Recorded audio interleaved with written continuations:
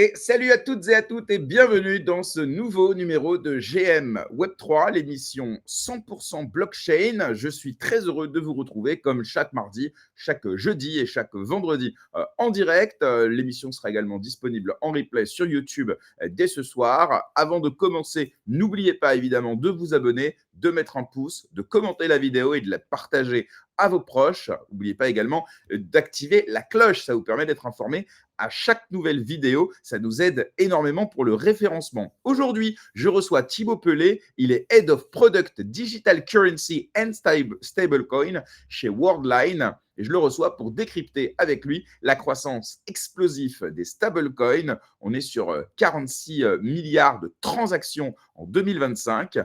On va parler évidemment de la réglementation, notamment autour de MiCA. On parlera des défis techniques autour des stablecoins à rendement notamment. Et puis, on parlera aussi de ce défi qui se pose à l'eurozone avec la coexistence entre l'euro digital, l'euro numérique, les stablecoins en dollars, évidemment. Et puis, on verra aussi sa vision sur l'intégration des paiements sur les prochaines années. Alors, évidemment, vous pouvez soutenir la chaîne, je vous le disais, en faisant bien, votre devoir d'auditeur, le petit like, le commentaire, la cloche, etc. Mais vous pouvez également, si vous le souhaitez, soutenir la chaîne, soit en euros, soit en crypto, en faisant un don grâce au lien que vous trouverez en description de la vidéo, mais également qui défile en bas de votre écran. Alors, avant de commencer, évidemment, je vais remercier et vous parler du partenaire de cette émission. Il s'agit de l'école blockchain Alira. Attendez, hop, je vous partage mon écran. Alors, Alira, qu'est-ce que c'est? Alira, c'est la première école blockchain de France. Première, évidemment, en termes d'historique, puisqu'elle est ouverte depuis 2019, mais également première en nombre de personnes formées à la discipline, puisqu'ils ont formé plus de 2500 personnes. Alors, Alira, il vous propose deux cursus, un cursus blockchain, un cursus IA. Donc, c'est vous qui choisissez la révolution technologique que vous préférez. Et puis ensuite, vous choisissez pour chacune d'elles soit une formation en tant que consultant, soit une formation en tant que développeur. Si vous ne savez pas quelle formation choisir, ils ont lancé il y a quelques mois des formations gratuites, une crypto et une IA, 4 heures chacune de ressources inédites. Ça vous permet de voir un petit peu, voilà, qu'est-ce que c'est, est-ce que ça vous plaît, et puis si effectivement vous êtes convaincu, rien ne vous empêche derrière de prendre rendez-vous avec eux en utilisant le lien en description et le code GRM100 qui vous permet de bénéficier en plus de 100 € de remise. Les formations sont complètement à distance, donc elles s'adaptent en fait avec votre mode de vie. Et puis, si effectivement vous commencez cette formation, je crois que la prochaine est en janvier, elles sont évidemment éligibles au CPF, aux aides de France Travail, de la région, etc. Donc, financièrement, l'avantage, c'est qu'in fine, ça ne vous coûte pas grand-chose. Par contre, vous aurez accès à une équipe pédagogique complète, exclusivement des experts et des professionnels du secteur. Et moi-même, j'ai la chance de former les apprenants de l'école en marketing Web3 et en personal branding, des éléments qui sont essentiels pour les entrepreneurs, les fondateurs, dans ces à l'ère des réseaux sociaux surtout. Voilà, en tout cas, merci à Alira pour son soutien. Et puis, ce que je vous propose, sans plus attendre, c'est de recevoir mon invité du jour, Thibaut Pelé. Bonjour Thibaut, comment vas-tu? Bonjour. Ça va super, merci et toi? Je vais très bien, je vais très bien. Alors, pour ceux qui nous rejoignent en direct, on a eu un petit bug à cause de Cloudflare ce matin qui nous a obligés à commencer un peu plus tard que prévu, mais ça n'enlève rien au plaisir que j'ai de te recevoir. Alors Thibaut, si tu veux, on va commencer rapidement par parler de toi. Est-ce que tu peux, voilà, pour ceux qui nous écoutent, voilà, nous parler un petit peu de ton parcours, d'où tu viens, quelles études tu as faites, sachant que tu as rejoint Worldline, je crois, en 2013. Donc avant Worldline, raconte-nous un petit peu, c'est quoi ton parcours? Non, déjà, j'ai rejoint Radar en 2023, 23. Il y a une petite décennie Ah de alors, différence. autant pour moi. Non. 2013, je ne savais plus ce que je faisais. Si je rentrais dans le supérieur, en 2013. Non, le parcours, alors classique, je sais pas trop. Moi, j'ai fait à la base, ingé, j'ai fait une école d'ingé en info. Toujours été un gros passionné de tech, gros passionné de code, etc. Enfin, même quand j'étais plus jeune, J'apprenais le dev déjà aux alentours des 12 ans et puis je me passionnais pour ces trucs-là et tout ce qu'on peut faire sur un PC.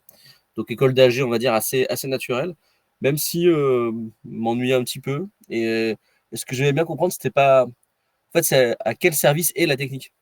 La technique, en fait, elle est au service d'une stratégie, d'un objectif business, d'un objectif entrepreneurial. Enfin, il y a un truc derrière, quoi, ça que je veux dire. Et du coup, je suis parti après en. J'étais toujours tiraillé entre les deux, entre commerce, strat et puis plutôt la partie technique. Donc j'ai fait mon école d'ingé, on va dire. Ça, c'était le deal avec les parents. Et puis après, je suis parti en école de commerce plutôt pour découvrir un peu tous les sujets strat, inno, et puis un peu les sujets entrepreneuriaux, quoi. C'est ça qui m'intéressait. Oui, effectivement, on voit que ton Donc, parcours, il est émaillé, par des, surtout tu as bossé dans des, à la BNP, et tu as ouais. travaillé, voilà, rapidement et dans le monde, on va dire bancaire et rapidement aussi après dans le paiement. Qu'est-ce qui t'a poussé à t'intéresser, justement aux enjeux, voilà, de la finance, de la banque et du paiement,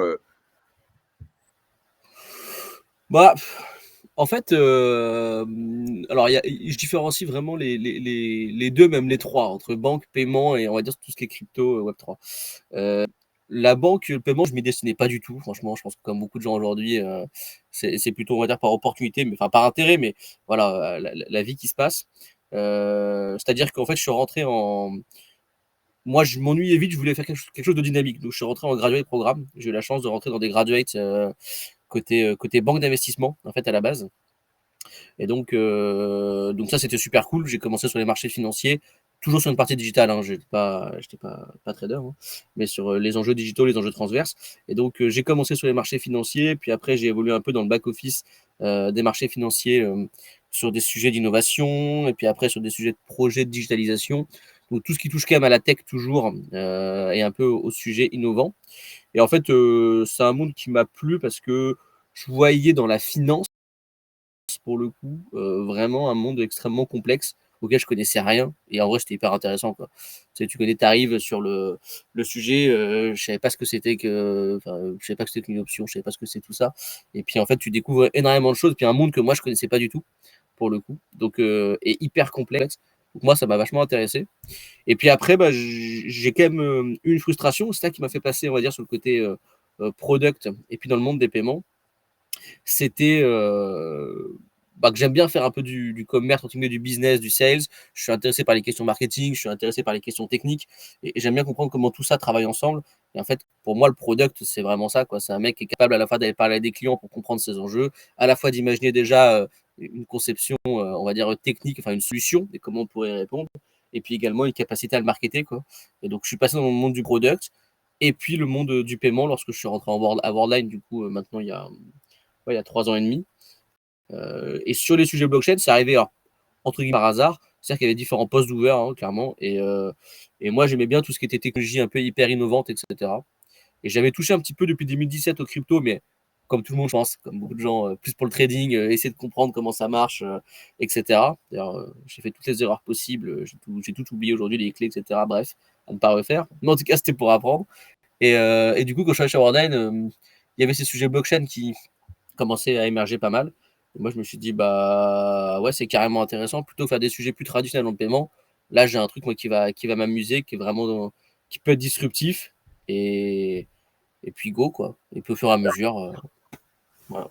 OK, donc c'est non, c'est sympa ça. On voit effectivement que, même si, par curiosité ou peut-être par spéculation, tu t'es quand même intéressé aux cryptos. 2017, on rappelle, hein, c'est vraiment la grande saison des ICO, c'est, la spéculation au maximum, des roadmaps, souvent, vides. Après il y a eu d'autres bull run, tu vois? Il y a eu, 2020-2021 avec, ce qu'on appelle la DeFi, season. On a eu aussi la folie des NFT, et puis il y a eu, plus récemment, cette espèce de boule un peu chelou, de 2024 avec les meme coins, avec Bitcoin qui tape un ATH. Donc bref, il y a une saisonnalité dans les cryptos. Comment toi tu évolues au sein de ces cycles? Est-ce qu'il y en a que tu manques?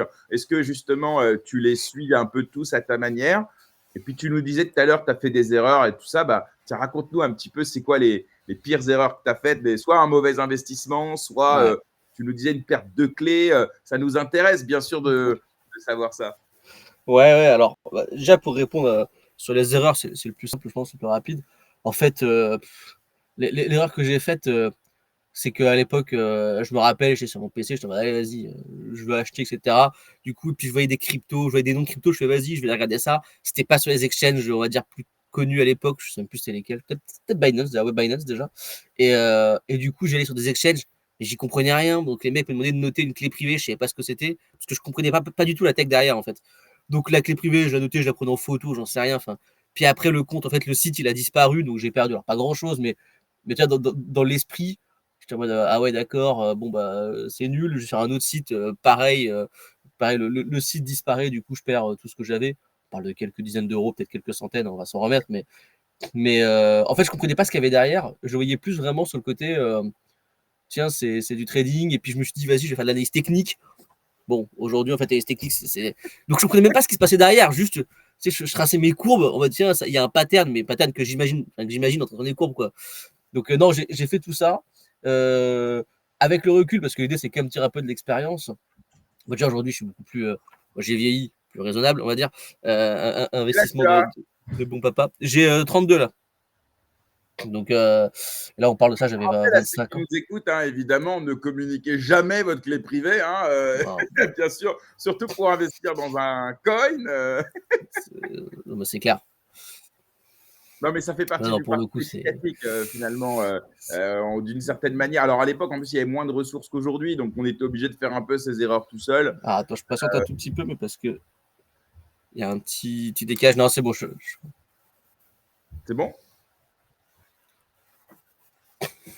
Il y a un décalage? Complètement, complètement. Et du coup, aujourd'hui, en tout cas, ça c'est. Enfin, j'ai pas de conseils à donner, etc.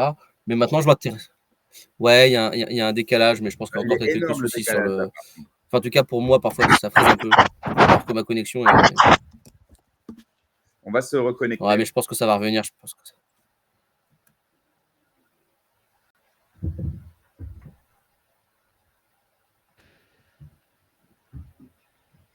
On va réessayer. Est-ce que là, ça, c'est mieux? Bah là, je t'entends bien, ouais. Ouais, c'est bon, il y a moins. Il y a le décalage est parti. Je me Ok. suis reconnecté, excuse-moi. Ouais, non, non. Donc voilà, en tout cas, sur les erreurs d'investissement, c'est ça. Et puis, enfin, j'ai pas de conseils à donner. Maintenant, moi, personnellement, ce que je fais, c'est que je m'intéresse plus au projet, en tout cas, derrière, et à la technologie derrière. Ouais, Voilà. je vois ça. Alors, pour autant, quand Plutôt même, que.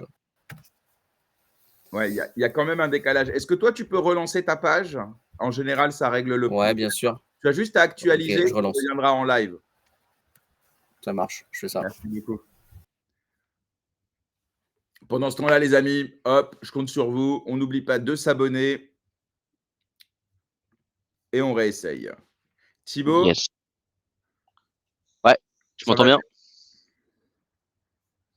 mieux? Ouais, ça va mieux. Après, je pense que c'est encore les quelques trucs qui étaient un peu Ouais, il va y avoir un problème. qui Bah, c'est marchent pas pas grave, terrible sur les serveurs peut-être en ce moment. il n'y a pas de souci. Alors, c'est pas, on va se laisser toujours quelques secondes avant de reprendre la parole pour être sûr que ça se passe bien.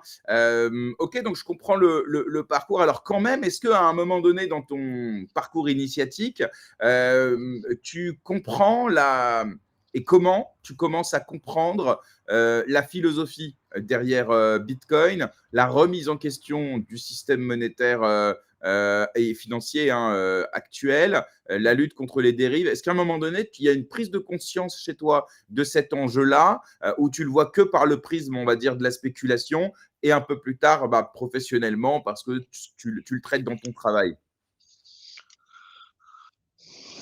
Heu, pour le coup, c'est vraiment quand j'arrive dans mon métier où là, je me dis: «OK, il faut que je comprenne comment ça marche derrière. Faut que je comprenne comment ça marche derrière et la technologie» et je m'intéresse beaucoup plus, à la blockchain, ce que c'est et puis il y a aussi l'émergence un petit peu d'Ethereum qui moi m'a quand même pas mal aidé avec, enfin surtout sur ce côté blockchain d'infrastructure en fait.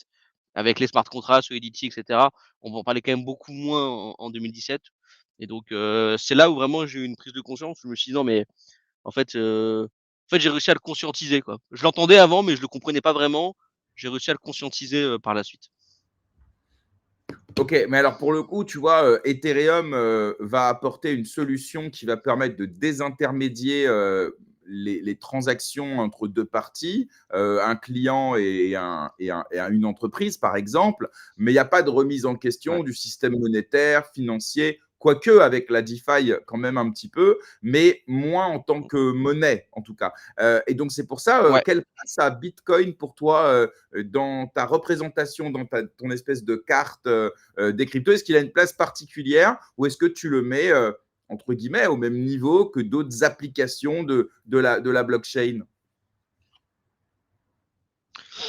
Ouais, alors c'est une très bonne question. Moi là-dessus, je fais clairement pas consensus, dans l'écosystème, j'en suis bien conscient, mais parce que j'ai forcément un biais par le métier que j'occupe aujourd'hui. Heu, pour moi, Bitcoin, alors il a une place très particulière, mais c'est pas forcément une place du paiement. Je dis pas on peut pas faire de paiement avec, mais je le vois vraiment plutôt comme, un asset d'investissement. Enfin, on dit souvent que c'est l'or numérique. Moi, j'y crois beaucoup à ce côté or numérique de chez Bitcoin. Vouloir avoir une réserve, voilà, derrière une réserve un peu stratégique, je pense que c'est des sujets qui sont, importants, et pertinents. Maintenant, quand ça touche plus, on va dire, des applications sur le marché, vraiment, et même quand on parle du paiement et cetera, moi aujourd'hui, je le vois quand même plutôt sous un autre prisme où je vois la valeur des blockchains d'infrastructure. Enfin, je pense que ces blockchains d'infrastructure, pour dire concrètement, ont peut-être plus de place sur le marché auprès des entreprises, auprès des cas d'usage et cetera. Là où un bitcoin, je le vois plus comme une espèce de valeur refuge et vraiment cet or digitalisé. Ça veut pas dire qu'on peut pas faire de paiement dessus, mais en tout cas, est-ce qu'on paiera tous en bitcoin dans 10 ans? Heu, Sans dire non, je parierais pas ma vie dessus. Par contre, est-ce que, demain on aura, plutôt des sujets stablecoin avec, des infras publiques, Ethereum, Solana, les Layer 2, peu importe. Ça, j'en suis déjà plus convaincu.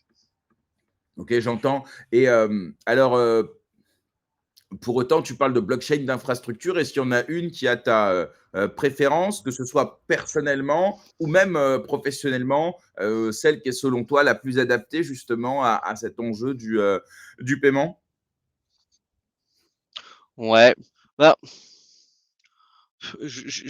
pareil là, je vais pas être très, très comment déjà c'est assez local, je trouve, parce que quand on regarde les transactions en fonction des différents pays, enfin différentes régions du monde, on voit que c'est pas les mêmes, notamment entre Arbitrum et un Base par exemple, et cetera. Moi, celle qui je trouve intéressante et peut-être sous-exploitée aujourd'hui, c'est Solana. Je trouve qu'Ethereum est très bien, enfin sur les Layer 2 parce que sinon les fees et cetera, ça et puis même les transactions, le TPS, c'est pas suffisant. Je trouve que Solana est intéressant, il a une approche, un peu différente, il est quand même super efficace. Après, le problème plus, ce qui me dérange le plus sur Solana, c'est que ça a un peu été, dans ma vision, mais la blockchain des meme coins, ce qui pour des acteurs institutionnels ou des acteurs sur le marché n'est n'est n'est pas fait pour rassurer, quoi. Alors que la technologie en elle-même, Solana, je trouve elle est cool, quoi.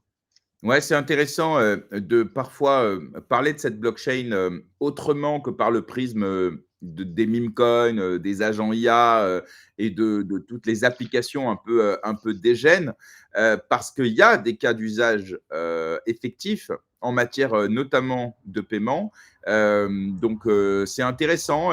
Et d'ailleurs, pour le coup, comment, à ton avis, les entreprises de paiement elles choisissent la blockchain sur laquelle ils vont se développer. Est-ce que toi, dans ton parcours, tu as déjà eu à conseiller, que ce soit une entreprise ou autre, bah, sur le choix de l'infrastructure, soit un layer 2 et lequel, soit un layer 1 type Solana. Et est-ce que, dernière chose sur cette même question, est-ce que ça a évolué à travers ces dernières années sur le choix de ces blockchains d'infrastructure? Ouais, alors, en fait, je dirais que les entreprises, bon, déjà, pour moi, la question se pose qu'au début, parce qu'après la vision long terme, c'est quand même d'avoir, sur un maximum, d'infras différentes et donc de blockchains différentes. Si on veut toucher un public entre guillemets «plus large», bon, voilà. Je pense qu'il y a pas trop, il y a pas trop le choix. Après sur le choix, moi j'aime bien regarder, des formations du product, hein, mais en fait, ce que je vois sur le marché, pour le coup, et sur le marché, moi, celle que je vois le plus en tout cas aujourd'hui, c'est du Arbitrum avec vraiment quand même, une dimension pour le base. Polygon, tu vois, typiquement, je trouve que Polygon avait vraiment en 2023-2024, bah, notamment suite aux NFT, hein, mais bon, ça c'est encore un autre sujet. Mais suite aux NFT, il y avait quand même une belle traction sur Polygon. Moi aujourd'hui, en tout cas, je le vois moins. Donc même au-delà de regarder la technologie en elle-même derrière et cetera, moi aujourd'hui ce que je vais regarder principalement, déjà, c'est d'avoir, une blockchain sur laquelle on peut développer. C'est peut-être bête, hein, mais pour les boîtes, c'est quand même assez important et aujourd'hui, EVM s'impose quand même beaucoup comme un standard, hein, donc à travers Solidity et cetera. Moi-même d'ailleurs que je me suis mis à développer dessus, mais plutôt pour apprendre, je trouve que c'est une bonne chose. Donc je trouve que ça devient plus un standard. C'est un peu ce qui me pose souci, on va dire sur un Solana et je pense que qui, freine peut-être aussi un petit peu l'adoption. C'est que j'ai quand même cette impression que les acteurs, un peu plus corporate, quand ils ont mis en place, tout leur dev blockchain et cetera, bon, ils sont quand même plutôt partis sur du Solidity et cetera. Mmh. Donc voilà et les 2 que je vois vraiment, c'est ouais plutôt Arbitrum, en tout cas avec les stablecoins, hein, mais plutôt Arbitrum et puis Base. Après, Polygon, c'est vrai que c'est celui qui pour moi, je le vois moins. Je le vois de moins en moins, je le voyais beaucoup encore il y a quelques années, il y a 2 ans, on en parlait beaucoup. Même nous, on faisait des POC des POC dessus et cetera. Aujourd'hui, je le vois moins. OK et alors justement, peut-être, on va, rentrer un peu dans le vif de l'industrie, des stablecoins. Elle a beaucoup évolué, surtout Ouais. ces derniers mois. Mais au départ, est-ce que tu saurais nous dire, à quel problème les stablecoins apportent une solution? Hem, que ce soit au niveau occidental ou au niveau, mondial. C'est important, je pense, de commencer par ça, parce que les stablecoins, c'est pas juste, un truc à la mode, un truc, fancy et tout ça. Ça répond à des véritables problématiques que se posent les entreprises, peut-être les particuliers, Ouais. tu vas nous dire. Donc voilà, dis-nous un peu, on va lister un peu les problèmes, posés par, le paiement, on va dire traditionnel via les monnaies fiduciaires. Alors, si tu me permets, du coup, je fais ma réponse en 2, en 2 points. Parce que tu as d'un côté, pour moi, la problématique qui a amené à l'émergence des stablecoins et puis après, de l'autre côté, les cas d'usage qui se mettent à se développer par la suite. Hem, Au niveau de la problématique, pour moi, en fait, elle est assez simple en réalité. Du coup, on en fait beaucoup sur les stablecoins, mais en réalité, pour moi, c'est simple, il y a un environnement, cet environnement, c'est la blockchain, il y a une technologie derrière et on se dit: «Tiens, la technologie, elle est intéressante et il y a des gens qui veulent l'utiliser». Et en fait, bah, si je veux un moyen d'échange sur la blockchain, aujourd'hui j'ai, les cryptos, mais notamment pour une adoption, pour, tout ce qui est question de sécurité, confiance, tout ça et cetera. Bref, c'est pas forcément ce qui va être le plus privilégié. Ça reste encore assez niche quand même, il faut accepter, hein, faut accepter, ce qui n'est pas le cas de tout le monde forcément. Et donc en fait, si je veux un moyen d'échange sur la blockchain, bah, j'ai quoi? J'ai le stablecoin. Donc moi le stablecoin, il a vraiment été créé Alors pour ça, ça. c'est hyper intéressant parce qu'effectivement, ça revient à la base. Donc, je reformule et c'est important de bien comprendre. C'est-à-dire qu'au départ, ça vise pas forcément à répondre à des problèmes dans la vraie vie. Ça cherche à répondre à un problème on-chain. Alors, les problèmes auxquels on pense immédiatement, c'est soit effectivement le paiement, parce qu'on n'a pas envie de dépenser ses bitcoins ou parce que bah, il y a une volatilité qui fait que c'était parfois compliqué de fixer un prix Ouais, en crypto. Il y a un autre élément aussi, c'est la capacité à entériner, enfin à vendre ou à générer un profit sans repasser aux monnaies fiat. Et donc forcément, la fiscalité associée et tout ça. Moi, je vois ces deux cas d'usage des gens qui sont déjà sur la blockchain. Est-ce qu'il y en a d'autres? Mais tu as raison, c'est hyper intéressant de commencer par là. ouais. Bah, après une fois en fait une fois qu'on comprend, moi ce que j'aime bien dire pour simplifier, mais une fois bon, là je pense que c'est le cas de tout le monde, hein, mais une fois qu'on comprend l'intérêt de la blockchain, en tout cas ce que ça peut apporter, moi j'aime bien l'appeler comme le langage un peu universel, hein, dans les systèmes IT. C'est-à-dire que pour simplifier, moi la façon dont je l'explique, alors parfois à des gens un peu plus néophytes, mais c'est vraiment ce côté, bah, parfois j'ai un système IT pour communiquer ensemble, bah, ils ont pas les données qui sont partagées, donc pour y accéder, ils ont besoin d'API. Bon, bah, en fait, on a un système qui est partagé à travers la blockchain. Donc l'écosystème, il est intéressant et pour l'entreprise, c'est intéressant. Maintenant, quand tu es dans cet écosystème, bah, l'idée, c'est d'en rester. Donc c'est ce que tu mentionnais, bah, typiquement, je fais du trading, l'idée, c'est de rester dans cet donc je vais avoir besoin d'un stablecoin qui est un peu une position de refuge, et qui représente une monnaie, enfin, un stablecoin est une tokenisation, mettre sur la blockchain, hein, d'un actif, mais d'un actif, monétaire pour le coup. Alors qu'on voit de la tokenisation de RWA, donc les real world assets par exemple. Donc maintenant qu'on a dit ça, au niveau des cas d'usage, effectivement j'en vois, moi j'en vois plusieurs. Heu, je vais commencer par un, alors qui est un peu naïf, mais je vais m'expliquer, qui est le paiement déjà. Alors paiement, Pas forcément le paiement, ce qu'on appelle le PES, donc chez son commerçant et cetera. Mais en fait parce que, bah, vu que c'est une infrastructure, la blockchain, enfin à mon sens dans ce cadre-là en tout cas, bah, tu peux faire de la tokenisation d'actifs et ça pour les marchés financiers, pour, pas mal d'entreprises, c'est quand même intéressant. Ça veut dire qu'elles mettent d'un côté des assets, ce qu'on appelle donc des actifs, qui sont tokenisés et qui sont mis sur la blockchain. Bon, bah, c'est peut-être très bête à dire, hein, mais ces actifs qui sont sur la blockchain, si on veut en tirer le maximum, bah, il faut qu'on puisse le payer. Ce qu'on appelle dans un trade, il y a toujours les 2 legs, ce qu'on appelle les 2 pattes. Il y a une patte cash et une patte, asset. Et donc la patte asset aujourd'hui, bah, elle est développée, elle est mise, enfin elle est mise, de plus en plus de gens veulent la mettre. Même des rapports le disent, hein, la European Security Market Authority, avait fait un paper là-dessus, avait dit: «Bah, les entreprises sont intéressées pour mettre leurs assets sur la blockchain». Par contre, bah, le problème, c'est qu'aujourd'hui, il y a pas vraiment de moyen de paiement efficace. Et donc en fait, le paiement, pour revenir à mon use case, le paiement de ces actifs tokenisés dans cet environnement qu'est la blockchain, bah, c'est un use case qui est peut-être le use case le plus basique, mais quand on y réfléchit un peu, qui reste quand même, forcément très intéressant. Donc ça, c'est le premier. Après, il y a forcément tout ce qui est cross border. Là, c'est là où on voit vraiment de plus en plus de choses émerger, on va dire, sur le stablecoin très clairement, en tout cas dans l'industrie du paiement. Parce qu'on réduit, le nombre d'intermédiaires, parce qu'aujourd'hui, lorsqu'on fait une transaction en cross border, donc transfrontalier, hein, c'est-à-dire, je veux payer dans une autre devise, un bien, bah, en fait, il y a beaucoup d'acteurs entre les 2, il y a beaucoup de systèmes entre les 2. Il va y avoir des frais qui vont se mettre et il va y avoir surtout du temps de traitement. Et ça, pour les commerçants, pour les marchands, le temps de traitement, mine de rien, bah, c'est quand même un truc qui est pas idéal à gérer. Alors qu'en fait, avec cette infrastructure un peu commune, je reviens au langage, comment dire? Au langage universel, hein, que je mentionnais un peu avant. Bah, en fait, avec cette infrastructure commune, tu peux faire les choses beaucoup plus facilement, et surtout de façon presque quasiment instantanée. Et donc là, bah, forcément, il y a un intérêt parce que derrière, bah, ce que tu crées, c'est un écosystème. Et pour moi, c'est un peu le troisième cas d'usage, en tout cas dans mon paiement que je vois, c'est cette création d'écosystème. C'est-à-dire que tu es en mesure très facilement aujourd'hui, c'est facile de créer de la monnaie grâce au stablecoin. Alors quand je dis créer de la monnaie, c'est pas créer enfin, de créer une représentation de la monnaie, je vais utiliser des termes exacts, mais en fait, c'est plutôt très simple. Je veux dire tout le monde peut le faire, même ChatGPT 5 minutes, vous demandez de générer un contrat ERC20, hop, c'est fini, c'est fait. Ce qui était moins le cas avant. Donc ça permet aussi de créer des écosystèmes pour les acteurs et c'est pour ça que pour moi, on voit beaucoup d'acteurs qui s'y lancent, parce que ça permet aussi de créer un écosystème où en fait on a un moyen d'échange dans notre écosystème en tant qu'acteur du paiement ou acteur financier. Donc pour moi, c'est les 3 cas d'usage qu'il y a sur le paiement. Le trading, je le mets volontairement, même si c'est évidemment aujourd'hui 90 des transactions stablecoin, c'est lié à des activités de trading. Mais moi, ce qui m'intéresse, c'est de me tourner vers le futur et de regarder ce qui va se passer par la suite.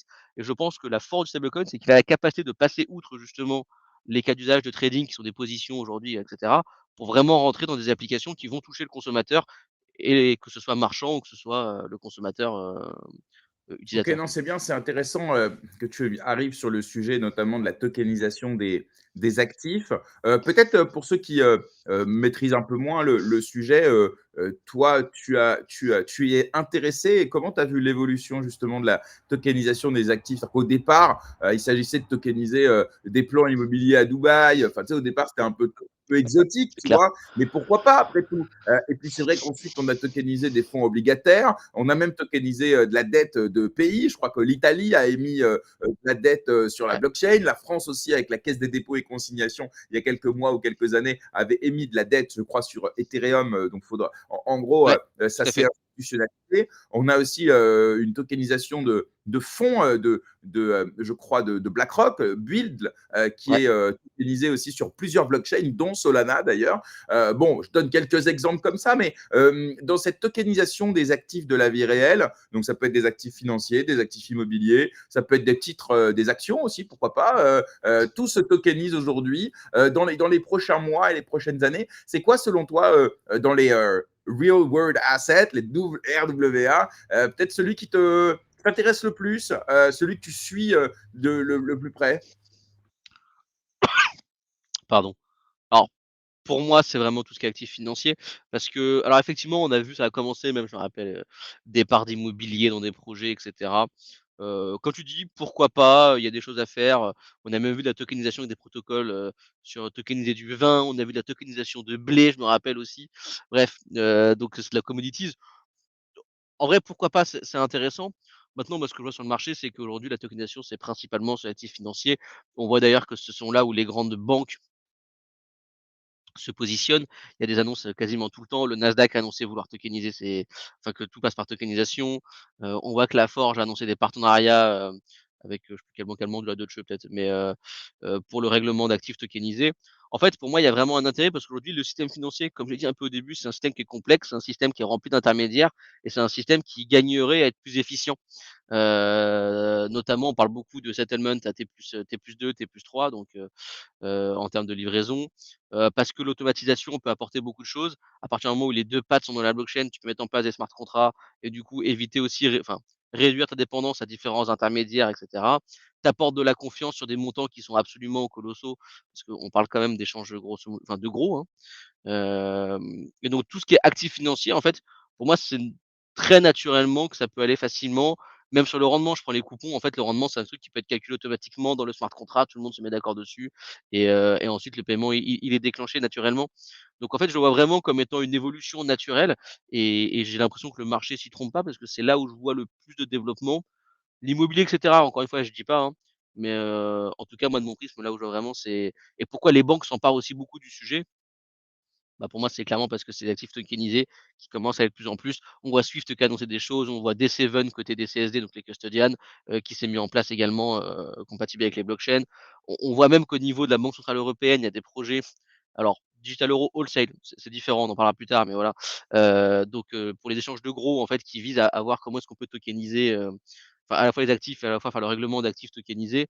Donc c'est là où pour moi, on voit vraiment, un développement, quoi. OK, je vois. Ah bah, justement, c'est très bien, on peut aller sur la partie, réglementaire. D'abord, depuis combien de temps, tu suis l'évolution, réglementaire, pour voir un petit peu, quel est l'historique de ton appréhension du sujet? Depuis 2 ans ou même un peu avant? Non, alors franchement, pas avant pour le coup. J'avoue que moi, la réglementation, je suis le genre de mec, c'est pas ma f c'est pas le truc que je préfère. C'est important, surtout dans les métiers de la finance, mais c'est pas le truc que je préfère. Après non, forcément, on le regarde beaucoup plus avec, Mika et puis avec, Genius, hein. Tu notais le bull run, bon, bah, Genius qui a été cette année, clairement, on voit que ça a aussi été très, très, très favorable aux stablecoins et que ça explique, on va dire, l'envolée de la capitalisation, en tout cas, Alors stablecoin justement, depuis un très moment. intéressant pour ceux qui, nous écoutent, et on va essayer de clarifier un petit peu tout ça. Donc d'abord, donc Mika, c'est, en Europe, Genius, c'est aux États-Unis et le paradigme n'est pas tout à fait le même. Est-ce que Ouais. tu peux, voilà, nous présenter un petit peu les grandes lignes de Mika, sur les stablecoins et les grandes lignes de Genius sur les stablecoins? Pour qu'on essaye de voir un petit peu, les différences, d'approche entre l'administration Trump et l'administration, Ursula von der Leyen. Dans les grandes Ouais. lignes, Heu, ouais, ouais, dans les grandes lignes, bah, de toute façon, je suis pas le plus grand des experts pour ça. Il y a des gens bien plus compétents que moi sur la régulation. Non, la différence, enfin, différence. Déjà, avant de parler de différence, Genius va vraiment se concentrer, en fait, sur le stablecoin et puis dans le monde du paiement, là où Mika va quand même avoir une portée qui va être, un peu plus conséquente. On va parler d'ART, donc les Asset Reference Token. On va parler également, des EMT pour les Electronic Money Token. Donc on voit qu'on est déjà pas exactement sur la même chose pour le coup. Après en termes de temporalité aussi, c'est intéressant parce que Mika a quand même été le premier à arriver, hein, Genius est arrivé récemment. Mika, le premier texte, alors là, faudrait confirmer, mais pour moi, c'est 2023, mais encore une fois à confirmer. Parce que je veux dire, dans tous les cas, c'est quand même avant Genius, et donc la temporalité n'est pas la même et après en réalité, il y a une différence de comment il est marketé pour moi, à la fois Mika, à la fois Genius. Heu Par contre, dans les faits, je sais pas qu'il y a pas quelques différences, mais dans les grandes lignes, en fait, on retrouve quand même ce qui est essentiel, hein. C'est-à-dire un framework pour l'utilisation des stablecoins avec une obligation de transparence sur les réserves, avec, comment on appelle ça? Une définition, en fait, simplement de ce qu'est réellement, un stablecoin, avec comment est-ce qu'on va gouverner, enfin la gouvernance pour les réserves, les différents modèles, qu'on va voir sur les issuers, en fait, qui peut émettre et cetera. Alors Mika est un peu plus restrictif, on voit qu'il y a des simplification pour certains acteurs, là où Genius semble un peu plus ouvert. Mais en fait, dans la philosophie, pour moi, ils sont assez proches. Par contre, ils sont marketés comme étant différents. Genius est vraiment marketé comme étant un framework qui va permettre à chacun de pouvoir innover et de se lancer. Mika est plutôt marketé comme un framework qui va permettre aux acteurs de rentrer dans de la compliance. Moi, c'est un peu la vision que j'ai, en tout cas, avec les différents acteurs. Maintenant, dans les faits, d'ailleurs, on le voit, Mika, l'obtention de l'agrément, il n'a pas été évident. Parce qu'il y a aussi, enfin, faut bien voir qu'il y a aussi la régulation et puis comment elle s'applique concrètement derrière, quoi. Les agréments ont été compliqués à choper. Il y avait des questions qui étaient quand même pas mal en suspens, et qui étaient pas toujours réglées. Donc tu as l'ESMA notamment qui a contribué on va dire à simplifier et à répondre à ces questionnements. Mais là maintenant, en tout cas depuis quelques mois, je dirais, en tout cas sur Mika, bah, surtout en France pour le coup, on a pas mal d'agréments. C'est un peu le côté Amérique, en fait, forcément, ça a été plus rapide, ça a été vraiment concentré sur le stablecoin avec vraiment le monde du paiement, et cetera, avec cette volonté de vouloir accélérer les acteurs sur le marché. Mais pour moi, il y a clairement une inspiration de Mika, il y a clairement une inspiration de Mika et dans les grandes lignes, on peut aller dans le détail, mais on retrouve les mêmes choses, hein. De la transparence, il faut que les assets soient, correctement sécurisés. Alors Mika, elle va couvrir un peu plus large parce que comme je l'ai dit, c'est sur les cryptoactifs, c'est pas uniquement les stablecoins. On différencie les ART et les EMT. Il faut une différence entre les, stablecoins, les significant stablecoins, donc ceux qui dépassent un certain nombre de transactions, qui vont demander encore plus de sécurité par rapport aux autres. Mika va effectivement un peu plutôt bloquer les acteurs étrangers, en tout cas, faire attention, aux stablecoins étrangers. Il y a aussi une question de souveraineté derrière. Maintenant, dans les grandes lignes, les 2 proposent un framework solide, à mon sens, qui peut être amélioré et ça sera aussi avec l'expérience et les acteurs du marché, hein, mais qui permet déjà aux acteurs de se lancer et d'innover avec les stablecoins, quoi. Ouais, effectivement, ce qui est intéressant et ce que tu dis, c'est la vélocité. C'est-à-dire que Genius, alors je dis pas qu'il bossait pas l'administration Trump bossait pas là-dessus déjà depuis quelques mois pendant la campagne, mais en tout cas, c'est vrai qu'elle a été mise en place, très rapidement. Elle a donné immédiatement au marché un message intéressant, alors que Mika, s'est travaillé déjà depuis, je sais pas 3-4 ans, inspiré de la loi Ouais. Pacte, pour ce qui est des cryptoactifs, en général, bien sûr. Après, il y a quand même un élément qui est intéressant et qui nous fait dire que, c'est quand même pas tout à fait pareil les 2, c'est Tether, c'est-à-dire le leader des stablecoins dans le monde, qui décide évidemment de se maintenir sur le marché américain et de diffuser ses stablecoins dollars dans le monde entier, sauf au sein de l'Union européenne. Donc on voit bien que pour les acteurs des stablecoins, en tout cas le premier d'entre eux, puisque les autres n'ont pas décidé de se passer du marché européen. On le voit notamment avec Circle et l'USDC. Mais tu vois, par exemple, Tether, quand il décide de dire moi, je ne peux pas venir en Europe parce que ça m'oblige à déposer mon backing dans, je crois, Ouais. 6 ou 8 banques différentes. Je suis obligé d'avoir au minimum, je crois, 60% en euros. Voilà, moi, j'ai envie de pouvoir mettre mon backing sur un peu ce que je veux, dans la limite, évidemment, d'actifs qui soient liquides, sûrs, etc., à l'instar de ce que demande justement Genius, qui n'oblige pas que ce soit du dollar ou du T-bill, mais en tout cas, il faut que ce soit des actifs qui soient liquides, sûrs, etc. Donc là, on voit quand même une différence entre les deux. Alors, non, non, mais complètement. Après, pour moi, c'est aussi le rôle d'un taser. Déjà, alors, j'ai cru voir récemment là, mais Tether commence quand même à se poser la question de revenir en Europe, hein, et de finalement devenir compliant. On voit que typiquement Circle a fait ce choix-là, également et j'ai envie de dire ça se passe, plutôt pas mal. Pour moi, il y a aussi une différence d'approche, hein, très clairement entre, typiquement un Tether ou un Circle. On voit que Circle cherche à développer des outils, à créer un écosystème, à aller aussi vers les corpos, vers les entreprises et cetera. Tether, aujourd'hui, on voit que c'est vraiment la monnaie un peu de base utilisée dans la DeFi ou dans le, comment ça s'appelle? Dans tout ce qui est lié au trading. Mais pour moi, l'ambition n'est pas exactement la même. Circle a toujours fait une preuve de transparence absolument énorme en publiant ses réserves auditées et cetera. Bon, Tether sont moins dans ces côtés-là, donc c'est sûr qu'un un Mika, encore une fois, au-delà des grandes lignes, après, il y a comment est-ce qu'on applique avec le ré avec le régulateur et le régulateur, il est beaucoup plus exigeant. Mais, mais je pense que c'est pas uniquement je pense que c'est vraiment une question aussi de philosophie. Heu et puis le marché, européen, est-ce qu'il intéresse tant que ça Tether? Bon, quand tu sais que 99,9 des stablecoins de toute façon sont des stablecoins américains, je pense qu'en réalité, c'est pas forcément leur priorité, tout en sachant que vraiment j'ai vu il y a pas longtemps là une déclaration, je sais plus quoi, mais ils veulent, ils sont en train de reconsidérer pour quand même, se lancer en Europe mine de rien. Et puis, pour un framework, j'ai envie de dire, qui est si restrictif, encore une fois, je suis pas là pour défendre Mika, je dis pas qu'il est parfait, mais aujourd'hui, on a quand même pas mal de stablecoins qui sont émis. On a eu des annonces, donc la Société Générale, on a eu du Odo, on a eu, récemment l'annonce Equivalis, sur le stablecoin européen. Il y a 21 stablecoins, européens différents. Alors, je sais pas combien sont régulés, mais donc, je veux dire, c'est que on peut critiquer évidemment. Moi, ce que j'aime bien regarder, c'est dans les faits, dans les faits, ça n'empêche pas l'écosystème de se développer pour l'instant. Ça l'a sûrement peu ralenti. Maintenant, c'est comme ça et regardons comment on peut avancer, regardons comment on peut avancer au niveau européen et sur ce point-là, j'ai le sentiment que les acteurs, ça les bloque pas aujourd'hui. Je dis pas que ça les arrange, mais en tout cas, moi, ils ont un cadre où évoluer, quoi. Alors, effectivement, ce que tu dis est juste peut-être à une limite près, c'est-à-dire qu'il y a quand même évidemment une centralisation des acteurs, c'est-à-dire que tout le monde ne peut pas lancer un Ouais, stablecoin. La preuve, on voit que les stablecoins dont tu parles, dont l'initiative Kivalis dont on va parler, est portée en fait par les ouais. banques. Alors que pour le coup, Tether et Circle, à la base, c'est pas des banques. Et donc, moi, effectivement, ce qui peut-être me gêne un petit peu, c'est de me dire que c'est le stablecoin, et moi, je suis, tu sais, pour une concurrence des monnaies, pour le fait qu'on puisse effectivement échanger avec la monnaie que l'on souhaite. Évidemment, si on veut mettre un label d'État sur une monnaie, pourquoi pas? Mais doit-on exclure les acteurs privés qui ne sont pas des banques ou des institutions financières, mais qui pourraient quand même avoir les mêmes conditions de sécurité?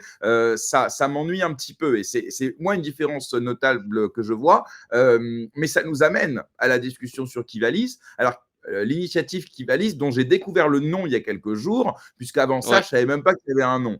Mais effectivement, Il on y en avait a pas de parlé. nom avant quelques jours, je te rassure. Ok, je me disais bien, je me suis dit, tiens, ça a popé comme ça. Alors, ce nom, il a popé à l'occasion de l'annonce de la BNP qui rejoint le projet, puisqu'au départ, sauf erreur de ma part, on est sur une initiative portée par 9 banques européennes, dont aucune française à l'époque, Ouais, évidemment, et qui visait à développer un stablecoin euro c'est ça. par des banques européennes. Donc Ouais. là, évidemment, alors on l'analyse comme on veut, mais on est tantôt sur une espèce de confrontation avec l'euro numérique. À côté, on est sur une confrontation contre les stablecoins dollars qui peuvent remettre en question l'hégémonie de l'euro dans l'eurozone.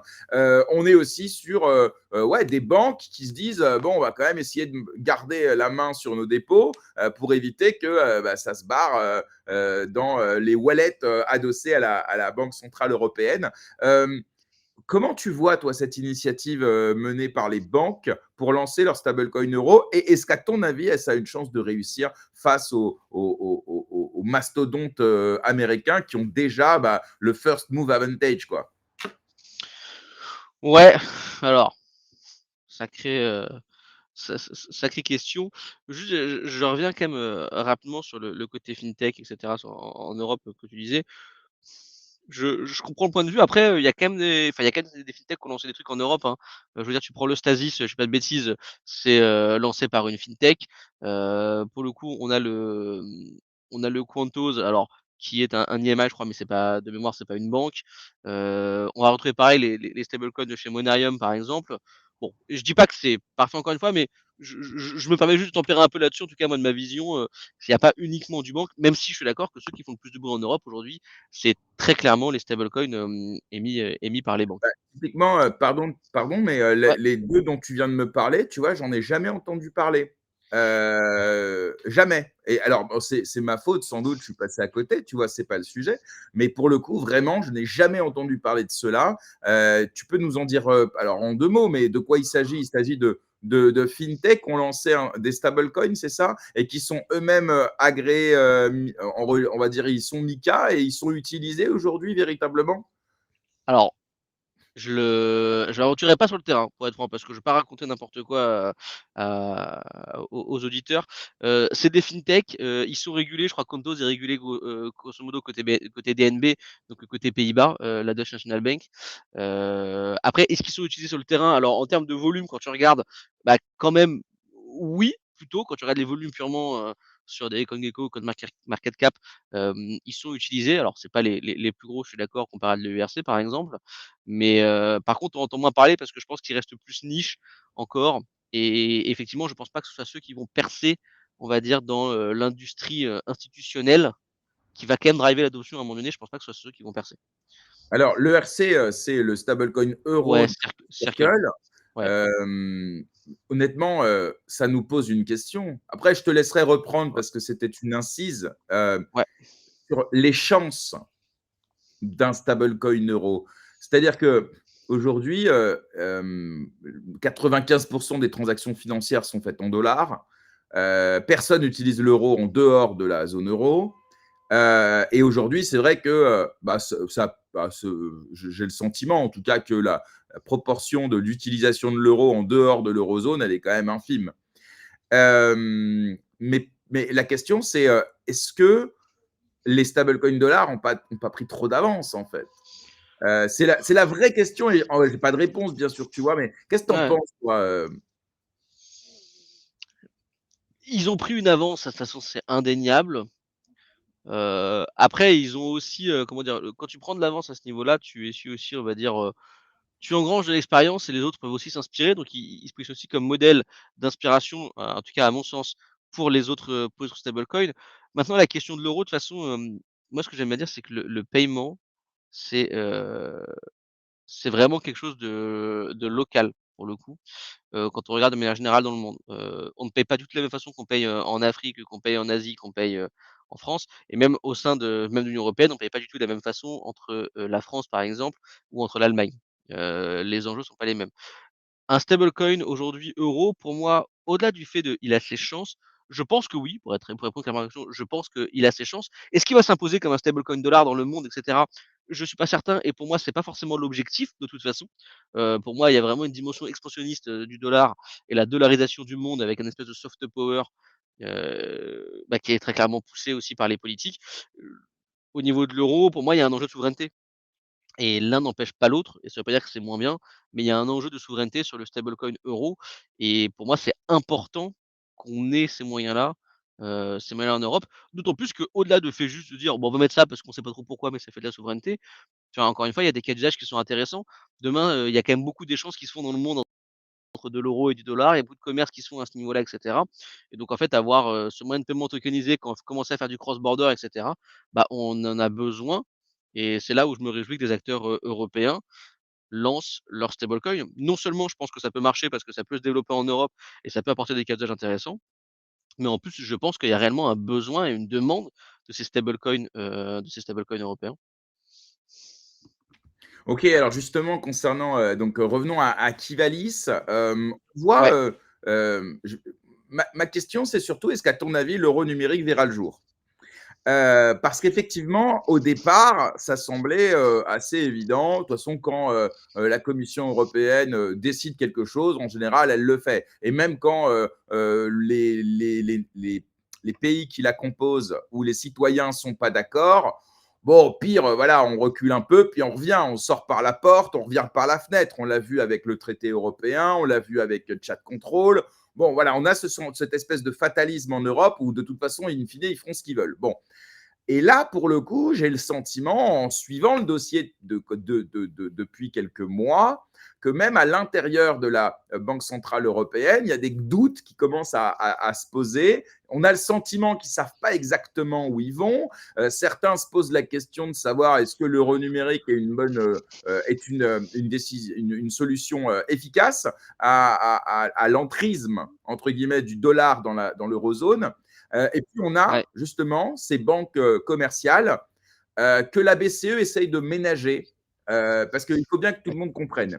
L'euro numérique, c'est une infrastructure de paiement parallèle à l'euro classique et qui va se passer de fait des banques commerciales. C'est-à-dire que vous n'aurez plus de l'argent sur votre compte bancaire du Crédit Agricole, vous l'aurez sur un wallet adossé directement à la Banque centrale européenne. Et donc, ça peut représenter des milliards d'euros qui ne seront plus dans les dépôts des banques commerciales. Donc, l'euro numérique, l'Union européenne, la Commission européenne, d'ailleurs, commence à mettre en place des plafonds. Hein, vous inquiétez pas, pour rassurer les banques, tu vois. Genre, vous inquiétez pas, sur le wallet euro numérique, on ne pourra pas mettre plus de 3 000 euros. Maintenant, quand tu prends la somme moyenne qui est déposée sur les comptes courants dans l'Union européenne, on ne doit pas être très loin des 3 000 balles, même si certains, évidemment, ont beaucoup plus. Donc, ils essayent de quand même les rassurer. Mais les banques commerciales ne sont pas du tout rassurées parce que ça coûte une blinde à se mettre en conformité. Ils vont perdre des dépôts en centaines de milliards d'euros. Et c'est leur financement, les dépôts. C'est comme ça qu'ils font de l'oseille, des frais, tout ça. Bon, bref. Et donc, ils lancent une riposte privée avec Kivalis. Et donc, entre à l'intérieur de la BCE, des personnes qui se disent est-ce que vraiment ça va être efficace contre le mastodonte des stablecoins dollars, et les banques commerciales qui commencent à se dire on va faire un truc de notre côté. Voilà, ça c'est ma vision un petit peu. Et donc, je me pose la question, est-ce que finalement, sachant que ça a été reporté, hein, normalement l'euro numérique devait rentrer en phase pilote là dans quelques mois, finalement c'est 2027 phase pilote, et 2029, si ça se passe bien, mise en circulation. Ça, c'est les dernières infos que j'avais trouvées. Donc, maintenant d'avoir mis un peu de contexte, j'aimerais avoir ton analyse sur le sujet. Est-ce que je me fourvoie? Est-ce que tu es optimiste sur le lancement de cet euro digital? Voilà, quel est ton avis, toi? Alors, sacré sujet. Déjà sur ce que tu viens de dire sur le fait que ça a été décalé, il y a eu un décalage, hein, mais pour le coup, pas tant que ça. Enfin, c'est pas vraiment des phases pilotes. L'euro numérique était pris pour 2028, il a été prévu et maintenant il a été annoncé qu'il serait plutôt en 2029. Mais sinon l'agenda de ce qui était prévu, le plan continue. C'est-à-dire qu'ils avaient prévu en novembre donner un go ou no go, à la poursuite, de l'euro numérique. Pour le coup, ils ont donné un go. Quand je dis «ils», c'est la Banque centrale européenne, hein. Mais comme c'était prévu, je veux dire le plan, alors peut-être que j'ai raté l'information, il y a pas spécialement de décalage de pilotes. Les pilotes ont été faits déjà auparavant et des pilotes qui ont été faits en temps et en heure. Tout a été fait, pour le coup, ils ont annoncé un planning depuis très longtemps. Moi, plutôt le regard que j'ai, c'est qu'ils le suivent assez largement, à l'exception près de ce, roll-out qui était prévu effectivement en 2028 et qui maintenant ils ont plutôt annoncé en 2029. Bon, une fois que ça c'est dit, mon regard, alors moi je suis pas aussi dramatique sur, l'euro numérique. Déjà, j'en fais pas des caisses sur l'euro numérique, pour une simple raison, c'est qu'en fait, parfois, surtout quand on connaît pas un peu le sujet, on se dit: «Voilà, on est en train d'inventer un truc, le contrôle ou je sais pas et cetera, même privacy». Bon, j'entends beaucoup de choses qui, à mon sens, sont pas du tout justifiées. Il y a des critiques qui peuvent être faites sur l'euro numérique, mais il faut que ce soit les bonnes, à mon sens. L'euro numérique, c'est ni plus ni moins que des billets de banque, sur un téléphone, hein, pour être très clair.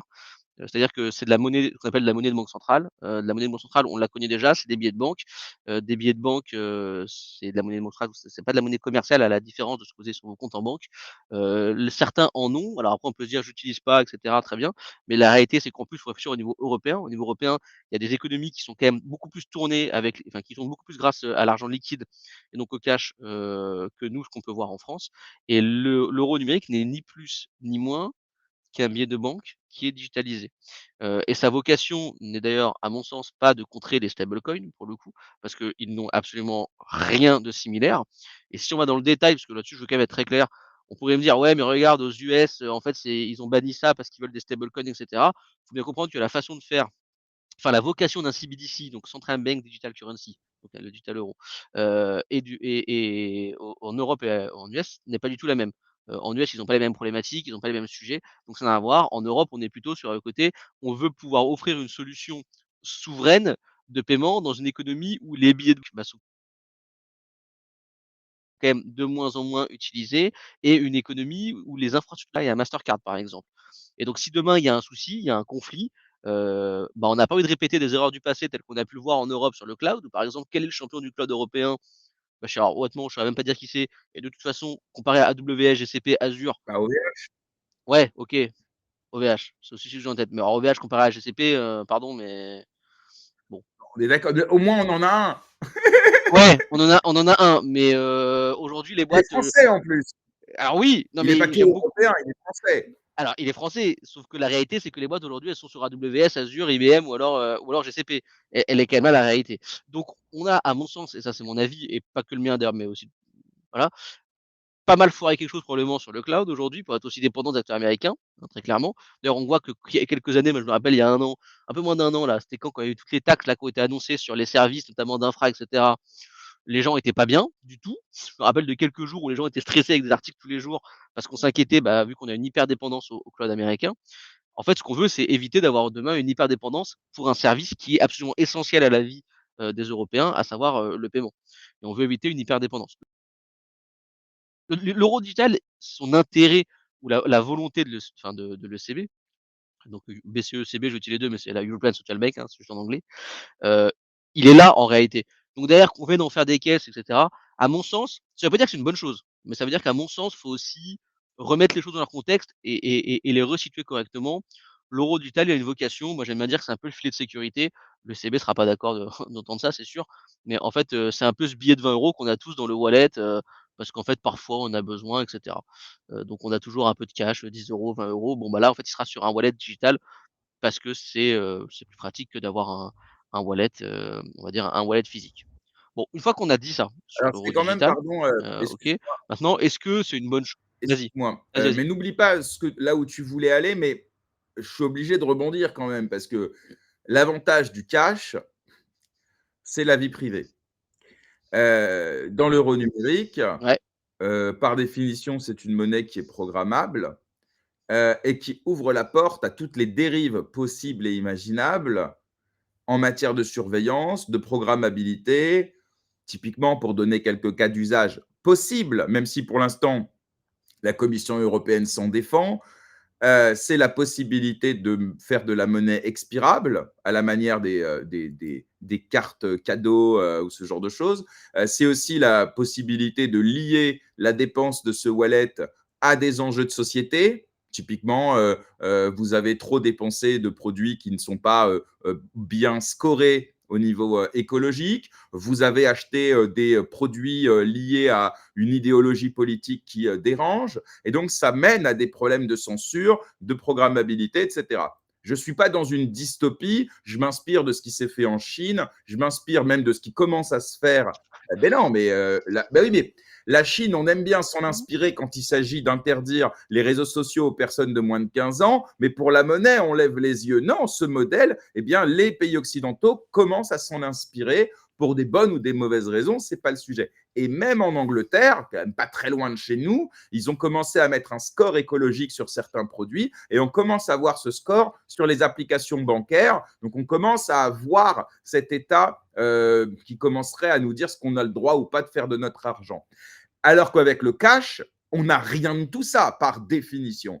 Donc c'est pour ça que je mesure un petit peu et je voudrais te poser la question sur ce risque. Certains disent dystopique, moi au contraire je le trouve affreusement d'actualité. Qu'est-ce que toi t'en penses de ça? Est-ce que tu penses qu'on en fait trop? Est-ce qu'il est réel? Est-ce qu'il te fait peur? Parce que toi aussi tu es un citoyen européen quand même, donc qu'est-ce que mmh. tu en penses? Alors, là, moi, j'ai un avis qui, je sais, ne plaît pas du tout à la communauté, crypto, ça c'est clair. Moi, j'y crois pas. Ce qui se passe en Chine, il se passe des choses et c'est vrai, avec des liens crédit social et cetera. Maintenant, dans les faits, on est tous avec nos téléphones qui sont des téléphones américains. J'utilise une carte bancaire, qui a un réseau, Visa et qui est déjà programmable. Je veux dire, ma carte bancaire, ils peuvent me bloquer du jour au lendemain. Mes comptes bancaires, ils peuvent me les bloquer du jour au lendemain, les banques françaises. Et en fait, dans les faits, je veux dire, la théorie que tu vois, je sais pas que c'est une dystopie ou que c'est ce qui va arriver, mais enfin, je dis la théorie, c'est pas péjoratif, c'est pour être le plus neutre possible. Je dis pas qu'elle est impossible, je dis qu'à mon sens, heu, enfin moi, c'est absolument pas quelque chose qui m'inquiète, pour être très honnête, parce qu'on n'est pas du tout dans les mêmes cas d'usage. On a de la monnaie en Chine, mais la façon dont est designé et les documents sont publics sur Digital Euro, donc n'est pas du tout la même, quand on regarde dans les détails et dans le cœur technique, déjà. Et ensuite sur ce côté monnaie programmable, il y a aussi beaucoup d'amalgames qui sont faits. En fait, on a une monnaie sur laquelle on va permettre du conditional payment, mais c'est pas de la monnaie programmable, c'est 2 choses différentes. C'est qu'effectivement, à partir du moment où tu as une balance qui est informatique, enfin qui est sous forme, enfin grosso de software quoi, enfin du code derrière, on peut y mettre 2 choses. Mais ça veut dire éventuellement plutôt que, tu peux faire, ce qu'on appelle du delivery versus payment, que tu peux faire du recurring payment, automatiquement. Effectivement, tu peux pas faire ça avec du cash. On est bien d'accord. Par contre, en fait, aujourd'hui, le moyen de paiement utilisé, surtout en France, c'est tous nos téléphones quasiment, ou alors la carte bancaire. Je connais assez peu de personnes qui veulent utiliser 100 du cash.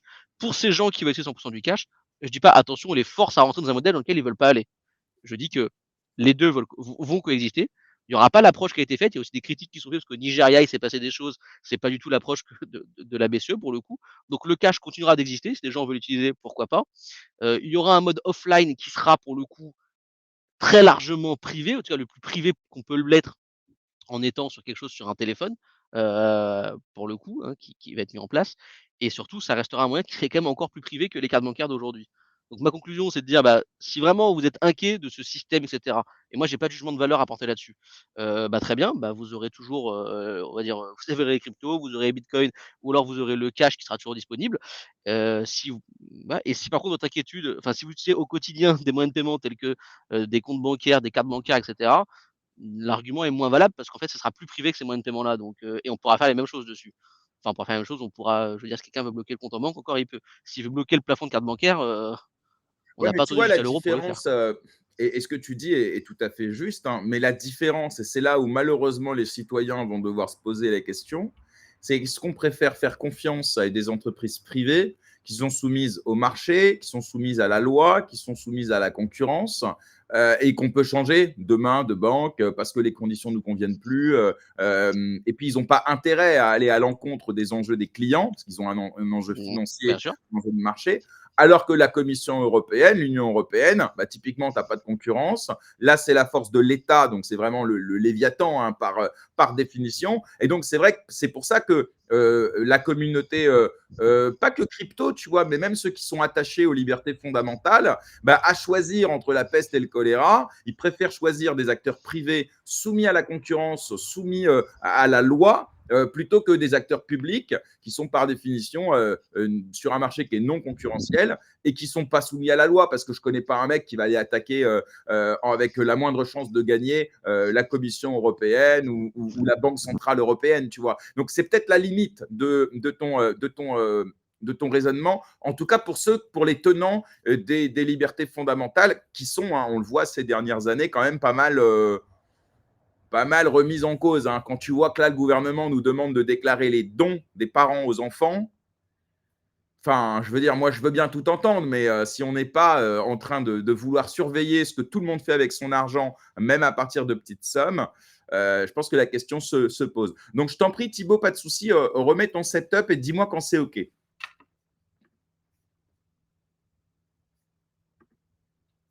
Ouais, prends ton temps, il n'y a pas de souci. Donc, je disais, oui, alors je pondérais un peu la différence entre la monnaie et les acteurs privés et les acteurs publics.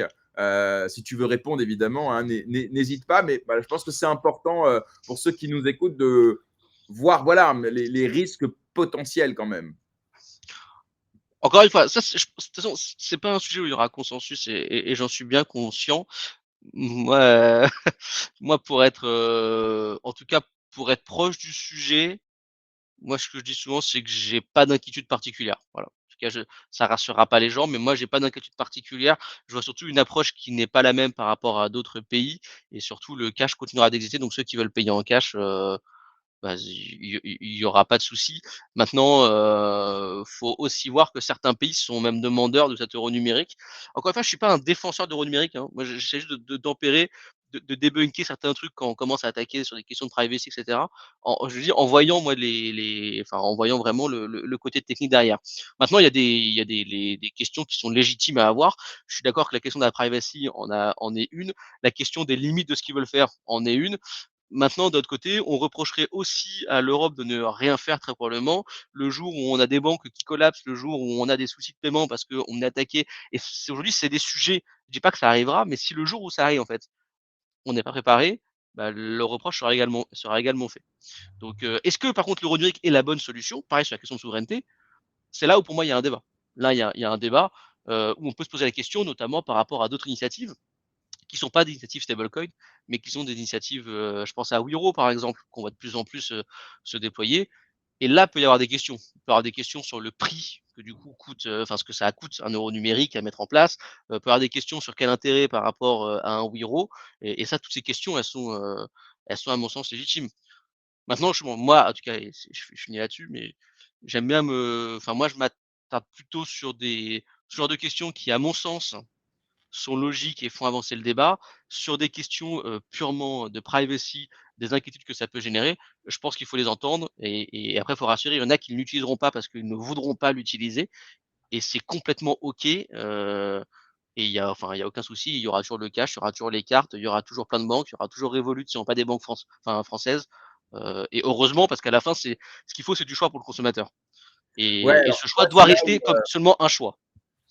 non, mais ça, on est complètement d'accord. Après, c'est vrai que pour le coup, moi, j'avoue, pardon, je relance, mais parce que tu vois, c'est une discussion et c'est intéressant parce que je te trouve hyper, entre guillemets, optimiste et ça fait du bien d'ailleurs parce que c'est vrai que, tu sais, nous, on a toujours tendance à voir les choses par les risques que ça suppose. Et notamment quand tu parles de choix, en fait, ce à quoi je pense immédiatement, c'est qu'avec l'identité numérique européenne, il va falloir eh bien, s'identifier pour accéder effectivement à tous les services publics en ligne, mais aussi potentiellement demain aux réseaux sociaux, à l'Internet même, pour démontrer qu'on est majeur ou autre. Et qui nous dit que demain, tu ne seras pas obligé de payer tes impôts avec l'euro numérique, parce qu'en fait, ils vont essayer de faire un système global où les citoyens auront un identifiant pour tout faire, un wallet pour tout faire, en tout cas pour ce qui s'agit de l'administration. Et donc, on n'est pas à l'abri que pour certaines actions, on soit obligé d'utiliser cet euro numérique.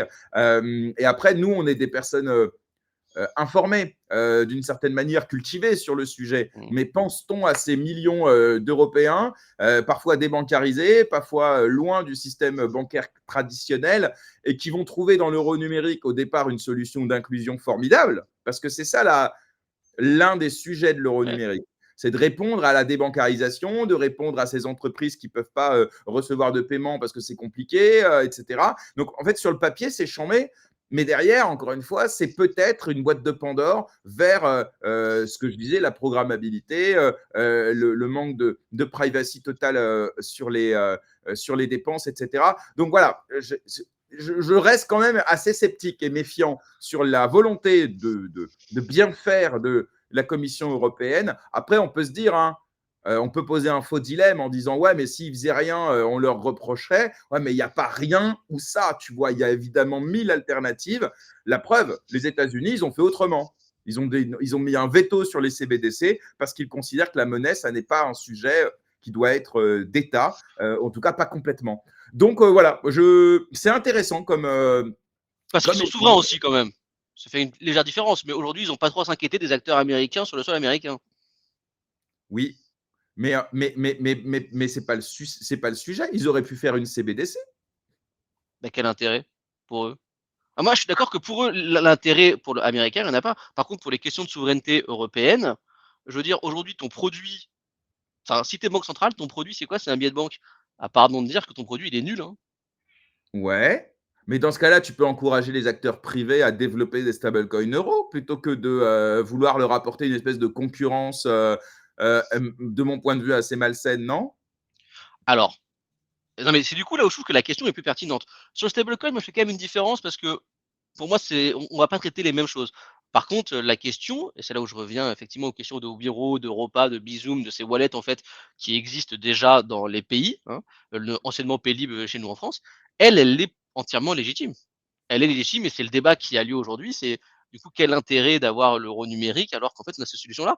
Et c'est pas uniquement moi qui le dis, mais on voit qu'il y a un rapporteur qui a sorti enfin qui a donné son opinion il y a pas très longtemps, un rapporteur au Parlement sur le digital euro, qui justement disait qu'il était en faveur d'un digital euro offline, il était en faveur d'un digital euro wholesale, mais que par contre, il voulait que le digital euro retail ne soit donc online, ne soit que le dernier recours si jamais les solutions privées telles que Wiro, Bizum, etc. ne fonctionnent pas. Et c'est pour dire qu'aussi la messe n'est pas dite. Je pense que c'est important, c'est aussi pour montrer l'étendue des débats qui ont lieu en ce moment. Quelle forme, est-ce qu'il va avoir lieu, sous quelle forme, etc. Aujourd'hui, on a, en réalité, on ne sait pas. Et franchement, moi, je m'y aventurerais pas à prédire en 2029 ce qui va se passer ou en 2030, parce que faut bien comprendre que aussi, et peut-être que ça peut répondre à cette interrogation, mais il y a l'ECB. L'ECB, elle avance, elle a ses objectifs, elle sait ce qu'elle veut faire, elle avance. Ça, il n'y a pas de doute, elle avance même vite. Mais en fait, il y a le débat après parlementaire qui est à côté. Et le CB a toujours dit, de toute façon, sur le débat parlementaire, on ne pourra rien faire. Donc pour l'instant, ils avancent dans la conception, dans la réflexion, etc. Ils peuvent même avancer dans le delivery, mais à la fin, quand il s'agira de le mettre sur le marché, ça passera forcément par le Parlement.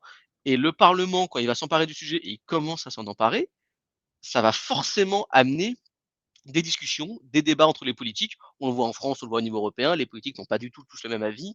Et effectivement, ce genre de débat que tu mentionnes avec le stablecoin, celui que j'amène avec Quiro, etc., ce sont des questions qui seront posées. Et c'est là où les politiques s'empareront du sujet. Et je pense que ça fera bouger les lignes. Dans quel sens? Impossible de le prédire.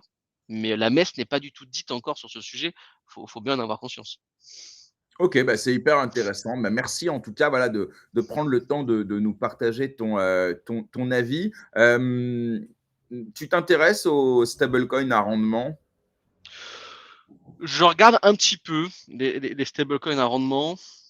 Maintenant, moi forcément, encore une fois, et c'est normal, je le dis souvent, mais on a tous un avis biaisé de par ce qu'on fait au quotidien. Moi, dans l'industrie, c'est pas ceux que je vais privilégier parce que les stablecoins à rendement, tu me dis si je me trompe en tout cas, hein, mais notamment aujourd'hui, c'est pas forcément ceux qui sont, comment dire, collatéralisés comme peuvent l'être par exemple un USDC ou qu'on la même transparence, etc. Et je considère, encore une fois, avec mon biais professionnel, hein, j'assume et qu'on n'a pas le choix, c'est que c'est les institutionnels qui vont driver l'adoption du stablecoin. Je pense pas que le consommateur va driver l'adoption du stablecoin parce qu'en réalité, pour le consommateur aujourd'hui, et je parle du consommateur, je parle pas des gens qui sont dans cette niche. C'est plus qu'une niche aujourd'hui, mais comme nous qui sommes des passionnés de l'écosystème, qui connaissons la DeFi, qui savons ce que c'est que les différents protocoles, etc. Mais je parle de mes parents, tes parents peut-être, mon frère, etc. Bah, ces gens-là, s'ils veulent payer demain avec un stablecoin, ce qui pour moi est essentiel, si on veut que le stablecoin soit adopté vraiment à échelle globale, je pense que ça passera pas par les stablecoins à rendement dans un premier temps. Après peut-être, dans un premier temps, je suis pas convaincu.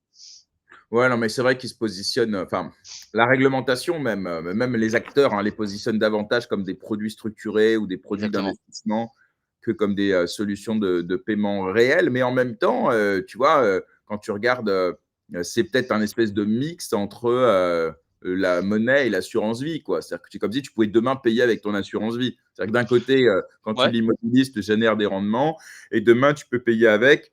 Donc peut-être que ça peut être effectivement une innovation intéressante, surtout alors qu'on a une inflation qui est assez importante et on a des produits bancaires et assurantiels qui sont de moins en moins innovants, de moins en moins attractifs, notamment chez les jeunes générations. Donc pourquoi pas. Mais ok, j'entends, je vois que sans doute au niveau mass market, on n'y est pas du tout, quoi. Non, mais par contre, je suis d'accord avec l'analyse. Pour moi, ça veut pas dire qu'ils n'ont pas leur place dans l'écosystème, hein.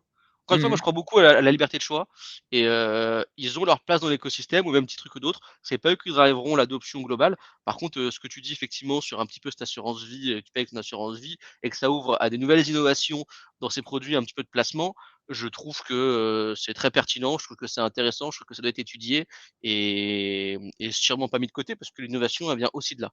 Maintenant, sur le côté purement paiement et comment l'adoption va être drivée, en tout cas, je le vois moins aujourd'hui.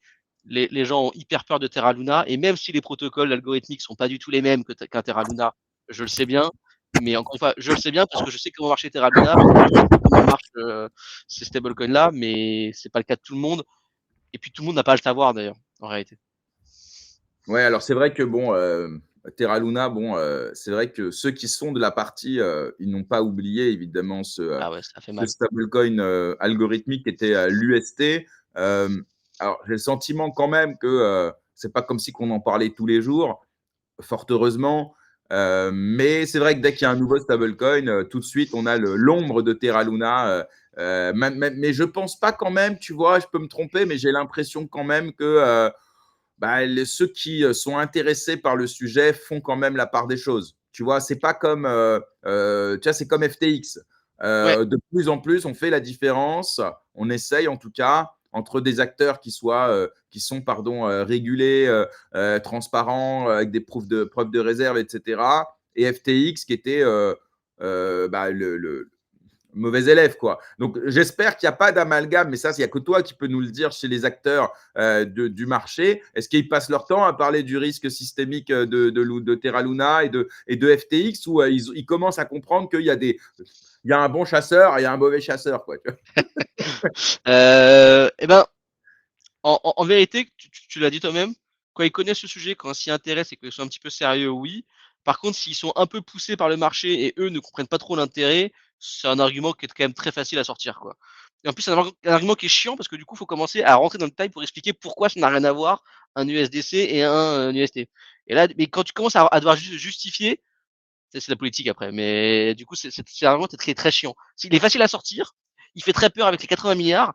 Et toi, tu es là en train de galérer pour expliquer que non, il y avait deux currencies qui étaient algorithmiques, alors qu'aujourd'hui, c'est backé. Mais là, ils vont te dire, ouais, mais backé par quoi? Du coup, tu dois rentrer dans l'explication. Non, franchement, ça, c'est un peu le combat. Le Ouais, combat bah, qu'on n'a pas envie de mener, mais qu'on mène, quoi.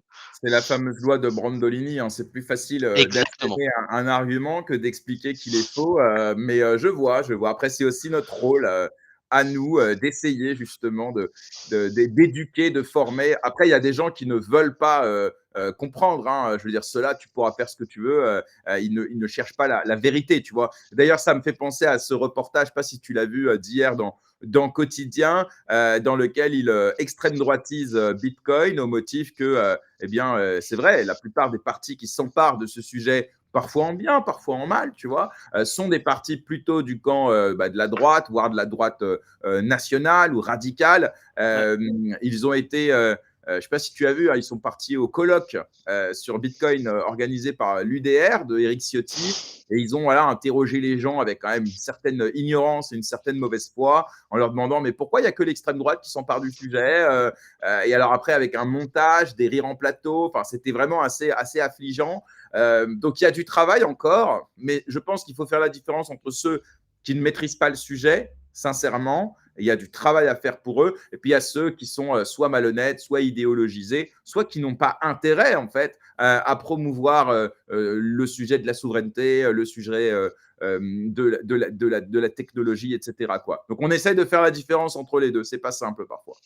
Ouais, non, mais c'est vraiment que tu le mentionnes parce que moi, en tout cas, c'est un peu le coup de gueule que je fais, mais en fait, ça devient un débat très politique et un débat polarisé là où ça devrait pas l'être. On est avant tout sur un en fait, ça devrait être un débat technologique, ça c'est mon avis. Heu, Aujourd'hui, on n'est pas en train de dire, les cryptos, les stables, c'est un moyen d'extrême droite, absolument pas. C'est une question technologique, en fait. Il y a une technologie, qu'est-ce qu'on en fait et comment elle peut apporter de la valeur aux consommateurs et tous les consommateurs et effectivement, même on voit Asher qui a fait une vidéo, bah, qui s'est fait un peu détruire, par exemple, hein, pour sa vidéo. En fait, moi, ce que je dirais, c'est plutôt que tous les politiques devraient justement s'intéresser à la question, devraient regarder, devraient, y répondre, répondre aux interviews ou aller chercher ces acteurs un peu spécialisés pour comprendre ce qui se passe. Parce qu'à la fin, c'est une technologie qui peut apporter de la valeur pour le consommateur et il n'y a pas du tout de raison de polariser le débat. Je veux dire, il y a des cas d'usage qui sont sur du cross-border qui peuvent intéresser tout le monde. Il y a des cas d'usage qui peuvent être demain amener des choses sur la programmabilité des stablecoins avec, des loyalty programmes, du discount ou d'autres choses qui sont intéressantes. Ça va même plus loin, tu as de la DeFi qui peut apporter des choses intéressantes pour, n'importe quel consommateur et donc enfin pour moi, on n'est vraiment pas sur des questions politiques, on est plus sur des questions, il y a une technologie et je fais souvent un je finis là-dessus mon propos, mais moi, il y a une comparaison que j'aime bien faire, c'est qu'en tout cas sur le stablecoin, en fait, le stablecoin, je le vois comme une infra en elle-même, une infra du paiement, en fait et on est aujourd'hui à un moment où on est en train de on regarde si c'est intéressant, parce que déjà c'est la première question, de faire un upgrade de nos infras de paiement existantes vers des infras stablecoin. Et ça, c'est une question qui est légitime et je reviens on l'a vu il y a quelque temps, quand on est passé, sur les télécoms, dans les telcos, on est passé à la 5G, personne n'a été dire: «Ouais, mais ça, c'est encore un truc de politique de droite, de gauche» ou j'en sais rien. Et en fait, moi, c'est un peu similaire. On a remplacé une infrastructure 4G par une infrastructure qui était plus efficiente, bah, ce qui fait qu'aujourd'hui, quand vous avez certains use cases qui sont, facilités, on va dire, par l'émergence de la 5G, parce que tu as moins de latence, parce que tu as plus de données, donc tu peux regarder des vidéos en meilleure qualité sur des écrans de téléphone qui sont de plus en plus grands. Et en fait, pour moi, c'est exactement ça le stablecoin. Le stablecoin, c'est, potentiellement une infrastructure qui va venir apporter même pas de la révolution, moi j'aime pas le mot révolution, mais de l'évolution dans les moyens de paiement avec de l'efficience, tout le monde a envie de payer éventuellement moins cher quand il envoie de l'argent à son enfant qui est parti étudier à l'étranger et c'est pas ce n'est pas et ça ne devrait pas être un débat politique. En tout cas, c'est mon avis. Moi, je vois. Est-ce que vous, chez Worldline, vous traitez les sujets liés aux pays émergents et si oui, c'est quoi ta vision justement que ce soit l'inclusion financière, le microcrédit, le paiement, la bancarisation, les vrais enjeux liés au stablecoin, que ce soit en Afrique ou en Amérique latine. Est-ce que ça, c'est des zones sur lesquelles tu travailles ou pas du tout? Alors, non, enfin, pour nous, c'est pas tant le sujet, pour le coup, enfin, c'est pas un sujet Worldline, on est un acteur européen pour l'instant, et comme j'ai dit, l'intérêt qu'on a, c'est, de regarder la technologie, tout simplement, la technologie, ce qu'elle peut apporter en termes d'innovation. Après moi, mon avis personnel, c'est que c'est des pays qui se développent très rapidement sur le stablecoin, mais principalement pour un enjeu de dollarisation, en fait. C'est-à-dire qu'ils ont accès à une monnaie qui est quand même, bah, super safe, qui est le dollar, c'est quand même très pratique et c'est vrai que alors nous en Europe un peu moins parce qu'on a quand même un euro qui est fort mine de rien. Maintenant, quand on regarde les pays des LATAM, La réalité, c'est qu'il y a beaucoup justement d'étudiants qui partent travailler aux États-Unis parce qu'ils vont mieux gagner leur vie, qui envoient de l'argent à leurs parents. Donc le sujet se spread beaucoup plus facilement dans la population. Donc on a une situation où on a des personnes qui se retrouvent avec des wallets en stablecoin euh, et qui en plus peuvent se protéger de l'inflation et de toutes ces choses, enfin des taux de change de currency, en ayant accès à du dollar parce que c'est super simple d'accéder à un stablecoin. Donc c'est à la fois c'est une opportunité en tant que consommateur et ça je la comprends. Après c'est aussi enfin comme j'ai dit le stablecoin c'est un risque hein. Ce qu'il faut comprendre c'est que le stablecoin pour moi c'est la distribution du dollar aujourd'hui. En tout cas le stablecoin dollar c'est la distribution du dollar dans le monde et c'est ça qui doit être à mon sens géré. C'est pour ça qu'en Europe on a des acteurs qui s'emparent de la technologie pour ne pas la laisser uniquement à des acteurs étrangers. Ouais, non, ça c'est hyper intéressant. Merci pour ce point de vue. C'est vrai que j'y avais pas pensé avant, parce que il y a aussi les enjeux des entreprises qui font de la rémittance, c'est-à-dire des transferts de fonds transnationaux et qui se mettent notamment au stablecoin. On a là récemment Western Union qui a décidé qu'il allait lancer son propre stablecoin parce qu'il voit effectivement venir les stablecoins, on va dire qu'on connaît tous, hein, et qui se disent oulala, si on arrive à faire du paiement transfrontalier pour quelques centimes, quid des paiements via Western Union ou MoneyGram, etc., dans les prochaines années. Donc, ils décident, elles aussi, ces entreprises, eh bien, d'embrasser justement les stablecoins en lançant le leur. On a aussi des boîtes comme Amazon ou Walmart qui décident de se mettre ensemble pour lancer aussi un stablecoin. Ça avait été annoncé il y a quelques mois. Donc, on voit les entreprises qui souhaitent effectivement aussi se réapproprier ces rails de paiement pour concurrencer Visa, Mastercard et aussi pour éviter de laisser la porte ouverte totale, en tout cas, aux acteurs type voilà, Tether, Circle, etc. Est-ce que là, vous travaillez justement sur ces sujets-là, c'est-à-dire accompagner des boîtes pour qu'ils lancent leur stablecoin? Est-ce qu'il n'y aura pas un stablecoin par entreprise demain avec une interopérabilité entre elles? C'est quoi ta vision, toi, justement, sur le sujet dans les, je sais pas, dans les 5 ou 10 prochaines années? Tu as une vision là-dessus? Ouais, j'ai une vision, alors une vision qui amène une question. Aujourd'hui, je trouve que le stablecoin est hyper intéressant. Maintenant, il y a quand même, ça c'est un paper de la BNP pour le coup, là, que j'ai lu il y a pas très longtemps, qui est sorti, je crois, en novembre, qui était intéressant, sur en fait, le stablecoin est collatéralisé à 100%, ce qui est évidemment une bonne chose, pour le côté transparence et sécurité, des fonds, et cetera. Maintenant, si le stablecoin doit vraiment, on va dire, remplacer tous enfin, on va dire le système monétaire ou en tout cas, le système monétaire est upgrade sur le stablecoin, bah, ça va poser une question parce qu'aujourd'hui les banques ne sont pas collatéralisées à 100% quoi, pour le coup. Et ce qui veut dire que pourquoi je dis ça? Je suis pas en train de dire que le stablecoin ne va pas être collatéralisé à 100%, hein, mais en fait, à mon sens, il va y avoir en vrai des discussions sur en fait ce qu'on appelle le tokenized deposit et le stablecoin. C'est-à-dire faire en sorte que le stablecoin apparaisse dans les dépôts de banque comme un dépôt de banque classique, comme un dépôt classique. Et je pense que ça va être un des débats qui va émerger et qui va être un moyen structurant si on veut que ça prenne plus. Aujourd'hui, la capitalisation des stablecoins, c'est 300 milliards, pas de bêtises, environ. Mais en fait, si demain ça arrive à 3000 milliards, ça va commencer quand même à avoir un impact certain. Et du coup, je pense que les discussions s'ouvriront sur justement peut-être faire converger le sujet tokenized deposit et le sujet stablecoin. Moi, c'est plutôt ça ma vision. Et à la fin, sur la question d'interopérabilité, ça par contre, je te rejoins. À la fois, je trouve ça très bien parce qu'on voit plein de banques enfin de banques et même de fintech, mais qui lancent des stablecoins. En tout cas, je prends le marché européen et je trouve que c'est une très bonne chose. Maintenant, moi, j'aime bien ne pas perdre de vue le consommateur. Aujourd'hui, faut quand même pas oublier que si on veut que les stablecoins deviennent adoptés, notamment enfin par tout le monde, j'ai pas envie de commencer à expliquer à mes parents, c'est quoi la différence entre l'EURI, le ERCV, le ERC, le ERD, le URS, le ERQ. Enfin, et que mon père me dise, ah, mais attends, Thibaut, je comprends pas, j'ai un marchand qui accepte le ERS, mais qui refuse le ERD. Enfin, je pense que, par contre, là, il y aura aussi effectivement un sujet, et c'est pour ça, à mon sens, que des banques se lancent, font des consortiums à 10, tels que Kivalis. Bah, c'est pour éviter d'avoir aussi une fragmentation des moyens de paiement, parce que mine de rien, faut aussi faire attention à ça. Le choix, c'est très bien. Moi, je suis 100% pour qu'il y ait du choix pour les consommateurs et les utilisateurs et les marchands. Mais il faut être sûr que ce choix, en même temps qu'on donne du choix aux marchands et aux consommateurs, on leur donne aussi une simplification. Parce que sinon, ça crée une fragmentation qui est préjudiciable pour les. Ok. Hyper intéressant, franchement, c'est vraiment super cool d'avoir ta vision corporate, politique, mais aussi évidemment industrielle et technologique. Euh, Est-ce que tu veux rajouter quelque chose? Est-ce qu'il y a un sujet, il nous reste quelques minutes, on a le temps, que tu souhaites aborder, quelque chose qui t'intéresse, pas forcément lié au stablecoin, parce que c'est vrai que j'ai vraiment voulu centrer cette discussion sur les Ouais. stablecoins parce que je trouve que c'est un enjeu qui est passionnant. Mais est-ce qu'il y a autre chose dans la crypto qui t'intéresse beaucoup ou alors est-ce que en 2025, si tu devais retenir un événement pour faire un peu le bilan de cette année, ce serait lequel? Voilà, je te laisse le mot de la fin pour en discuter avec toi. Ouais, en sujet qui m'intéresse beaucoup, je vais vraiment pas être original, hein, mais m'intéressant à l'innovation et notamment dans les moyens de paiement, je regarde aussi des choses qui sont autour de l'agentic.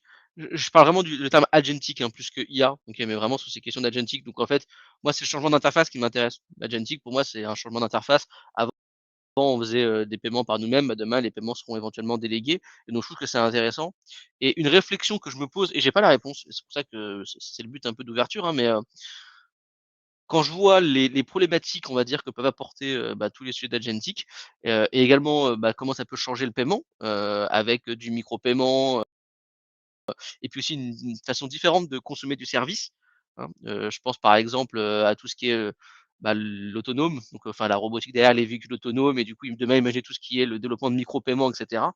Pour moi, tout ça est quand même un petit peu lié. Le changement pour les consommateurs de comment ils font des paiements, je me dis qu'il y a quand même un lien avec, les sujets, de blockchain. Et du coup, le sujet que, je prévois de regarder personnellement, je n'ai pas assez regardé, c'est, X402 par exemple, qui est le protocole d'agentic et de stablecoin, la faille de blockchain de Coinbase. En fait, je me dis que il y a beaucoup de questions qui se posent en ce moment sur, ces nouvelles innovations, telles que peuvent être l'agentic ou le micro-paiement avec le déploiement, on va dire, de robots autonomes et j'inclus les voitures avec, hein. Et j'ai le sentiment ou un sentiment, c'est le bon terme, personnel, qu'en tout cas les blockchains pourraient potentiellement, avoir vraiment leur place, dans cet écosystème et justement, être cette infrastructure qui permet derrière je sais pas le mot français, mais d'être un enabler justement de ces innovations-là, pardon, hein, pour l'anglicisme. Et donc voilà, moi c'est un peu mon sujet que j'ai envie de regarder, moi c'est mon sujet de Noël comme je vais l'appeler, voilà, ça va être mon sujet de Noël des vacances de Noël, un peu de repos, où j'ai envie de regarder un peu comment ça marche, en détail, notamment le protocole X402 que je connais pas assez et j'ai un sentiment au fond de moi, peut-être à tort, peut-être à raison, je sais pas, où je me dis: «Il y a sûrement des choses à faire au-delà du buzzword, entre les sujets agentic et les sujets, blockchain». Je pense qu'il y a un truc qui colle bien. Voilà, c'est mon Non, mais avis. je découvre, hein, je ne connaissais pas ce X402 dont tu parles, je vais m'y intéresser, mais c'est vrai que le lien entre blockchain et IA a souvent été fantasmé, il a souvent été utilisé de façon artificielle pour des raisons marketing, et là Ouais. tu notes effectivement un cas d'usage pour lier justement les agents IA, l'automatisation, etc. Avec la blockchain, le paiement et donc les stablecoins, c'est hyper intéressant. Merci pour cette ouverture. Ça me donne moi aussi envie de me plonger dans cette réflexion. Donc merci encore Thibaut d'être venu ce matin nous parler voilà, de toi, de ton parcours, de ton expertise en la matière. Je te souhaite un joyeux Noël, de belles fêtes de fin d'année et puis plein de belles choses pour la suite de tes aventures. Eh ben, écoute, merci beaucoup. En tout cas, c'était très cool. J'espère que ça aura ouvert quelques perspectives, et intérêts aussi de la part, de ceux qui nous écoutent. Merci à toi pour l'échange, et puis, Avec on grand reste plaisir. connectés, quoi, Salut pour Thibaut. la suite.